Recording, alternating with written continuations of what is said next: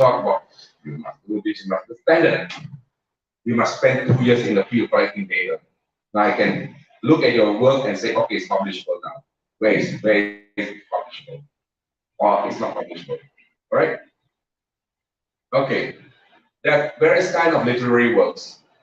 You have to write proposals. I've seen good researchers writing poor proposals because I do review proposals also. Review proposals from individuals and from agencies, ranging from few hundred US dollars to $1 million or so US dollars. Right? So I can see all these proposals. So you write the proposal for your thesis, your funding is already getting your work out there. All right? You have your thesis, you have the destination, masters in PhD, right? You write reports if you're with the NGO or you're getting funding from the agency. Blogs. Are blogs of any use? Are blogs of any use?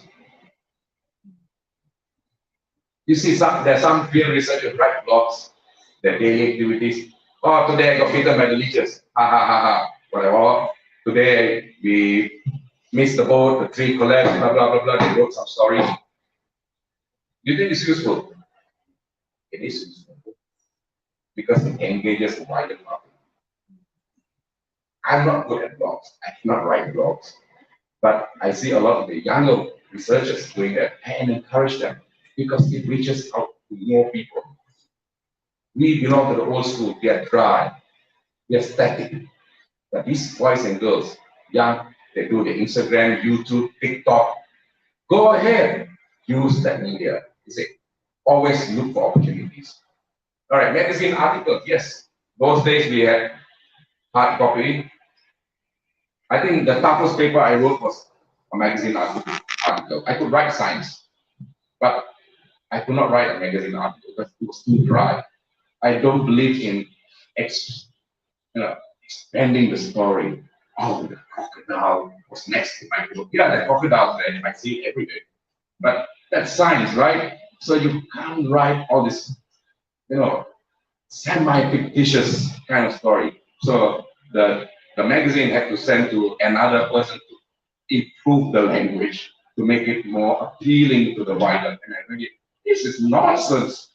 I wrote it, but someone replied, it is nonsense. But they paid me, so it's good. So, okay, your magazine article goes out there. Now you have the internet. Proceedings are for the scholars. Proceedings are good, especially if they're online, people get access, people get information, but it doesn't rank you too well as a scientist. If you don't get any other chance, yes, we can submit the proceeding, but if you think you have good material, make sure that the people who publish the proceeding allow you to improve on that published paper. Because some are positive. And journal articles and everything else, but it all depends. All right, depends on the publisher. Now, this I mentioned earlier that you are all the backbone.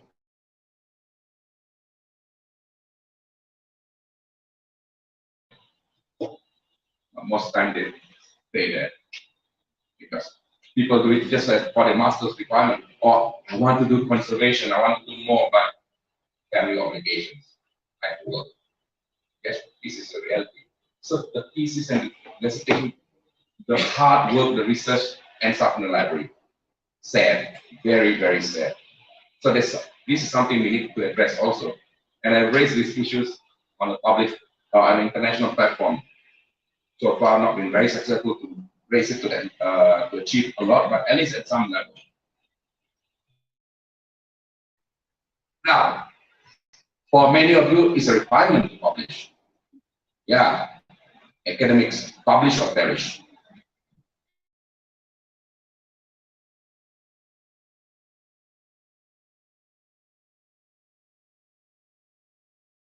Rest of us who, whether they are academics, non-academic, dissertation or thesis, otherwise, the whole idea about your hard work you want to share.